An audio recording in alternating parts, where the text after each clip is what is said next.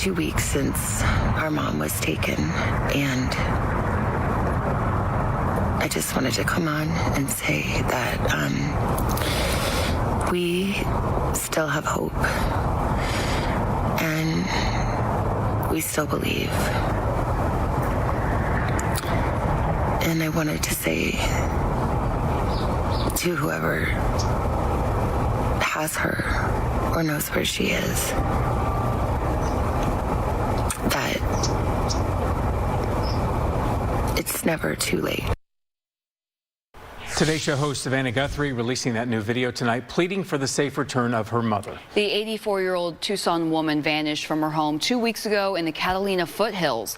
Last week, the FBI released this video of a masked man wearing gloves on Guthrie's porch, appearing to tamper with a doorbell camera. Tonight, the FBI confirming a glove found near Nancy's home appears to be a match to the one worn by the suspect on surveillance video. DNA found on that glove is now being tested. Authorities are sifting through thousands of tips, but there is no sign of a suspect or of Nancy Guthrie tonight. But the sheriff's office did tell Fox 10 they do not believe this was a burglary gone wrong. Let's go to Megan Spector live in Tucson with the latest tonight. Megan. We are now into the third week searching for Nancy, and still no suspects in custody and no arrests have been made. But I did speak with a former FBI agent earlier tonight who said this new lead with a glove could be key in this investigation. With surveillance video of the suspect and a black glove found near Nancy Guthrie's home, the FBI is working to connect the dots, hoping DNA can lead them to the suspect. Now they can run that through the FBI CODIS, which is basically a program that takes all felonies or people who've committed crimes that are felonious nature, and they have their DNA taken. That gets into this program along with missing persons.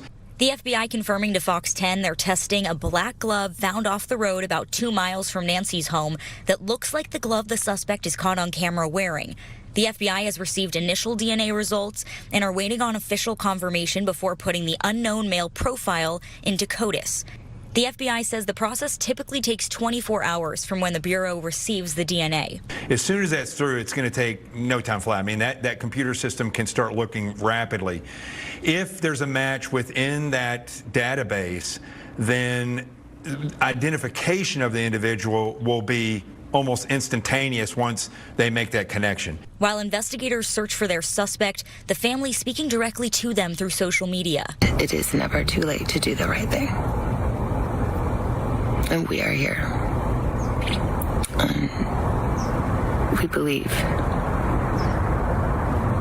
And we believe in the essential goodness of every human being. Gilliam explains there's also resources that can expand the DNA search to family members. So even if the suspect isn't in the system, it could still lead investigators to them, or at least to a name. Then you have to find the person. So are they in a location that they have reported of being, or do they have to go out and develop leads to find out where they are? But this is a move towards the right area of operation.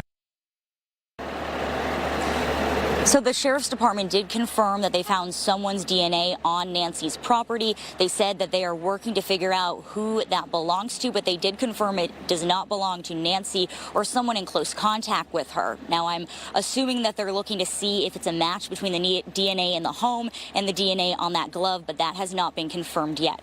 We're live tonight in Tucson. Megan Spector, Fox 10 News. Megan, that means that there could be new developments in this case in the coming hours. We look forward to that. Thank you for that report.